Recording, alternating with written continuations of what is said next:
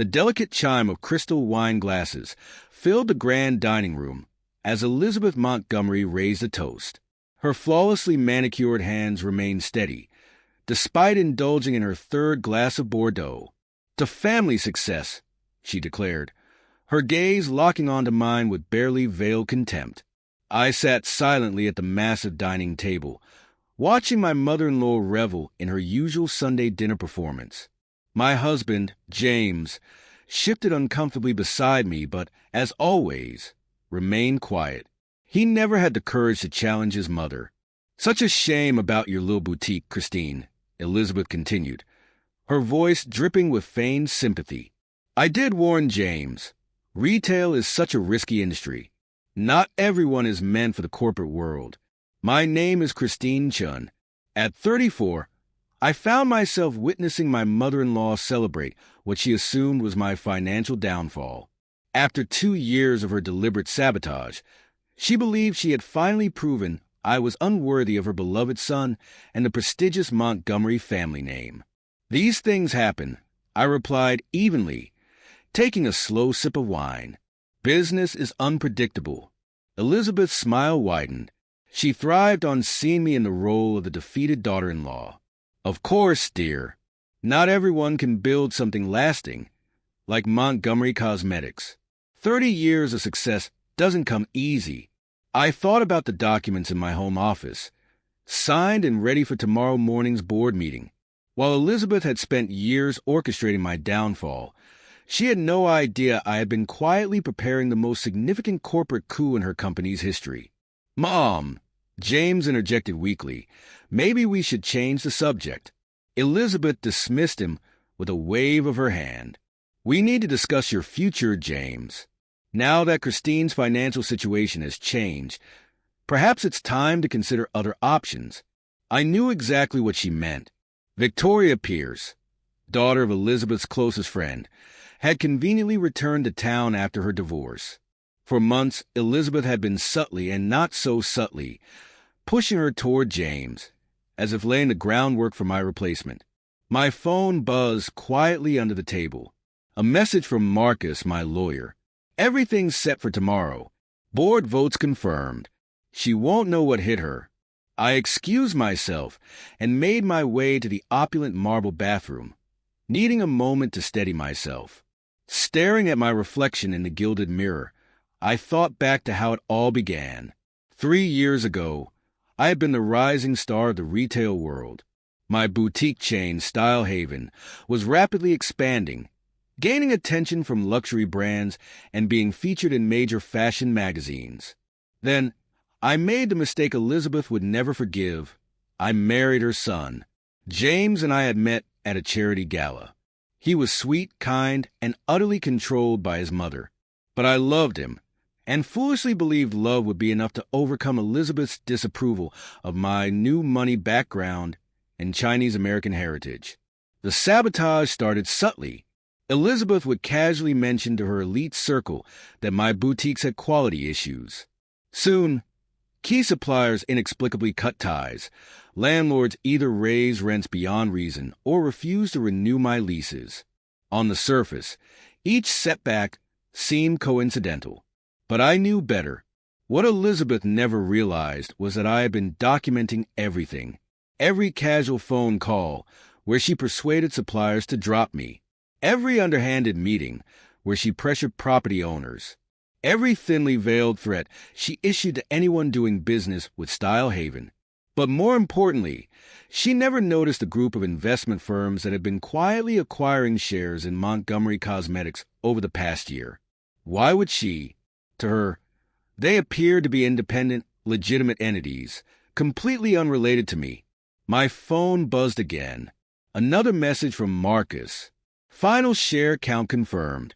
You now control 62% through the holding companies. Board meeting set for 9 a.m.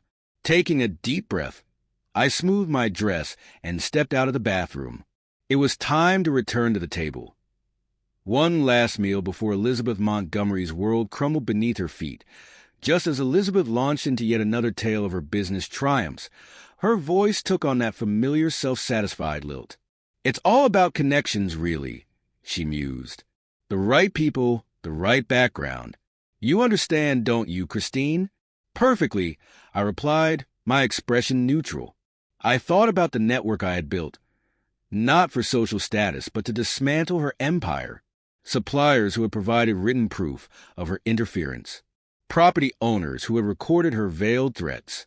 Senior executives at Montgomery Cosmetics who were tired of her outdated leadership and discriminatory policies.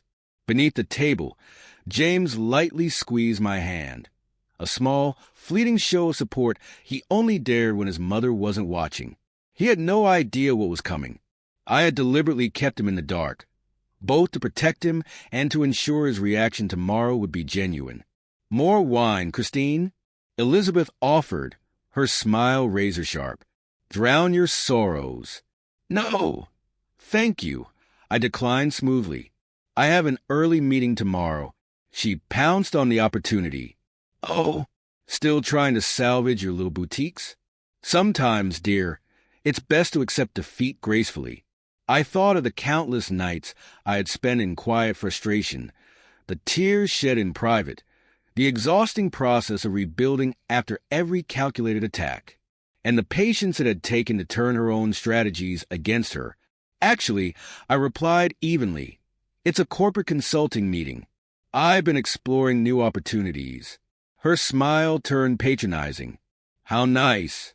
Perhaps something more suited to your skills. Retail sales, maybe. James opened his mouth to object, but I gave his hand a reassuring squeeze, silently urging him to let it go. Let her have this moment. Let her believe she had won. By this time tomorrow, reality would hit her hard.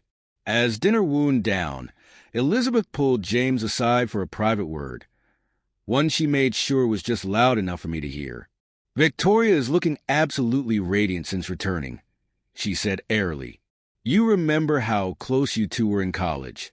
Sometimes, our first choices aren't always the right ones, darling. I gathered my belongings, pretending not to hear. For 3 years, Elizabeth Montgomery had waged war against me, attempting to force me out of her family and crush my business. She believed she had succeeded. In less than 12 hours, she would learn just how wrong she was. As we reached the door, her voice followed us. Christine, don't be a stranger. Just because things didn't work out with your business doesn't mean you're not still family, in a way. I turned slightly, unable to resist giving her a taste of what was to come. Thank you, Elizabeth, I said, my tone deliberately light. You've taught me so much about business, how to acquire things that people don't want to let go of, about patience. Tomorrow should be interesting. A flicker of confusion crossed her face, but I was already walking away, James trailing behind me. In the car, he sighed. I don't know why she's like this. I should have said something. It's fine, I assured him, resting my hand on his. Everything's going to change very soon. He glanced at me. What do you mean? I simply smiled and patted his hand. Just be ready for tomorrow's news.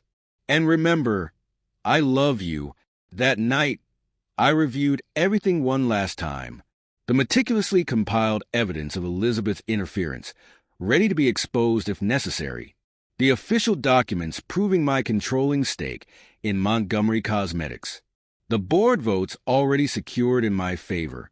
My phone lit up with a final message from Marcus. All systems go for tomorrow. Elizabeth won't know what hit her.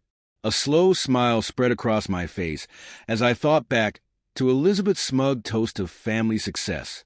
Tomorrow, she would finally understand what that truly meant. 8:45 a.m. Montgomery Cosmetics boardroom. The atmosphere in the boardroom felt different as I settled into my seat. The chair Elizabeth always claimed as her own, but she didn't know that yet. Beyond the floor-to-ceiling windows, I spotted her car pulling into the parking lot. She strode toward the building, exuding her usual air of authority, completely unaware that the very foundation of her empire was about to crumble beneath her feet. Are you sure about this? Marcus murmured as he arranged the final documents. Once we start, there's no turning back. I met his gaze, unwavering. I had spent years preparing for this. She chose this path, Marcus, I said calmly. She just never expected anyone to fight back. Elizabeth strode into the boardroom precisely at 9 a.m., her usual air of authority faltering the moment she saw me. "Christine," she demanded, her voice laced with suspicion. "What are you doing here?" Her gaze sharpened as it landed on my seat. Her seat. "That's my place." "Not anymore," I replied smoothly. As the board members filed in, I gestured to the open chairs. "Please, take another seat. We have important matters to discuss." "This is absurd," she snapped, remaining defiantly standing. "I am the CEO of this company. I don't know what kind of game you think you're playing." "Actually," Marcus interjected, his tone impeccably composed, "as of this morning, Miss Chun holds a majority stake in Montgomery Cosmetics. Through multiple investment firms, she now controls 62% of the voting shares. This emergency board meeting has been called to discuss the leadership transition." The color drained from Elizabeth's face. "That's impossible," she breathed. "I would have known if someone was buying up shares." "Would you?" I asked, flipping open the folder in front of me. "Like you knew who was behind Pacific Ridge Investment Group or Summit Blay Holdings." I leaned forward slightly. "You were so focused on tearing down my business that you never even noticed who was quietly taking over yours." Around the table, board members exchanged knowing glances. Many of them had endured Elizabeth's overbearing rule, her ruthless decision-making, and her outdated leadership. Some had wanted change for years, but never had the means or the courage to challenge her. "This is ridiculous," Elizabeth sputtered. "James will never allow this." The boardroom door swung open, and James walked in. I had called him early that morning, revealing everything for the first time. His face was pale, but his steps were steady as he took the empty seat beside me. "Hello, Mother," he said quietly. Elizabeth's expression contorted with disbelief, anger, and betrayal. "You knew," she whispered. "I just found out," James answered, his voice firm. "And after everything Christine told me, everything you did to destroy her business, the lies, the manipulation, I support her completely." Elizabeth looked to Marcus for some kind of lifeline, but he was already distributing documents to the board. "The votes have been counted," he stated. "The board has agreed that a change in leadership is necessary for the company's growth and ethical integrity." I watched as the last remnants of Elizabeth's composure fractured. The realization of what was happening settled over her like a heavy weight. "You can't do this to me," she whispered, her voice barely audible. "This company is my life." I held her gaze. "Like my business was mine?" I asked quietly. "Before you methodically destroyed it?" A silence settled over the room as I turned to the large screen at the front of the boardroom. With a single tap on my tablet, the evidence lit up for everyone to see: emails, recorded phone calls, signed testimonies from suppliers and property owners. 3 years' worth of proof, documenting every calculated move she had made to ruin me. "You could have accepted me," I said, my voice calm but unwavering, "given me a chance to prove myself. But instead, you decided I wasn't good enough. Not for your son, not for your family, not for your world. So you tried to break me." The board members sifted through the evidence, their faces growing more serious by the second. This wasn't just a personal vendetta. It was unethical and, in some cases, potentially illegal. Elizabeth's shoulders sagged slightly. For the first time, she looked small. Her voice was hollow when she finally spoke. "What do you want?" "What I've earned," I answered simply. "Control of this company. A chance to modernize it, to expand it, to make it better than it ever was under your leadership. And most of all, I want you to know exactly how it feels to have everything taken away by someone you underestimated." Marcus placed a stack of documents in front of her, the severance agreements we had prepared. "You have 2 choices," I told her. "Sign these, step down gracefully, and keep your social standing, your country club memberships, your place in high society." I met her stunned gaze. "Or fight," I continued, And I'll make sure every piece of evidence I have goes public." Her hands trembled as she flipped through the papers. "You really thought of everything, didn't you?" I smiled faintly. "I learned from the best." I closed my folder with a soft snap. "You taught me that patience and careful planning are the most important tools in business, and that sometimes you have to let your opponent believe they've won before making your final move." The next hour passed in a blur of contracts and signatures, the weight of legal jargon filling the air. Elizabeth signed each document without argument, her flawless makeup doing little to mask the devastation in her eyes. By 10:30 a.m., she was no longer the CEO of Montgomery Cosmetics. As she rose from her chair, she turned to James, her expression sharp with resentment. "She planned this from the start," she said bitterly. "She married you just to get to me." James met her gaze without hesitation. "No, Mother. I married her because I love her. You're the one who turned this into a battle, and you lost." Elizabeth said nothing more as she walked out. The moment the doors closed behind her, the board swiftly approved the transition plan we had meticulously prepared. By noon, it was official. I was the new CEO of Montgomery Cosmetics, entrusted with modernizing and expanding the company's future. That evening, James and I sat together in our home office, still processing the whirlwind of events. "I wish you had told me sooner," he murmured. "I had to protect you," I explained, "and I needed your reactions to be real. She had to believe you knew nothing." He nodded slowly, absorbing the weight of it all. "What happens now?" "Now," I said, taking his hand, "we rebuild, both the company and our family. But on our terms, a legacy rewritten." Over the next several months, Montgomery Cosmetics underwent a complete transformation. We introduced innovative product lines, overhauled our marketing strategy, and expanded into international markets. The company thrived, the stock price soared, and industry leaders took notice. Elizabeth, on the other hand, withdrew to her country estate, making only occasional appearances at select social events. Yet, whispers followed her wherever she went. The story of how her Chinese-American daughter-in-law had outmaneuvered her, seized control of her empire, and proven herself not just worthy of the Montgomery name, but superior to it. A year later, I sat in what had once been Elizabeth's office, reviewing quarterly reports. The numbers were stronger than ever, the company flourishing under new leadership. Then my phone rang. Elizabeth's number. "I understand now," she said without preamble. "What I did to you. What it feels like." "That was the point," I replied evenly. "The company—" She hesitated. "It's doing better than ever. It is." A long silence stretched between us. Then, in a voice quieter than I had ever heard from her, she admitted, "Perhaps I was wrong. About you. About everything." I thought of all the nights I had cried over her sabotage, the years of struggle, the careful planning it had taken to undo the damage she had caused. "Yes," I said simply. "You were."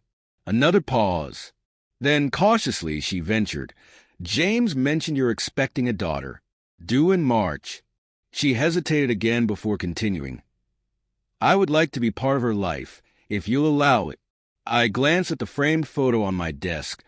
James and me at last year's company gala, both of us smiling freely for the first time in years. "We can try," I said carefully, "but things will be different. No manipulation, no games, no controlling everything." A quiet breath on the other end. "I understand," she said. "You've certainly proven you're stronger than I ever imagined." After we hung up, I walked to the window, looking out over the city skyline. Elizabeth had spent years trying to prove I wasn't good enough, for her son, for her family, for her company. In the end, I had proven her right. I wasn't just good enough. I was better.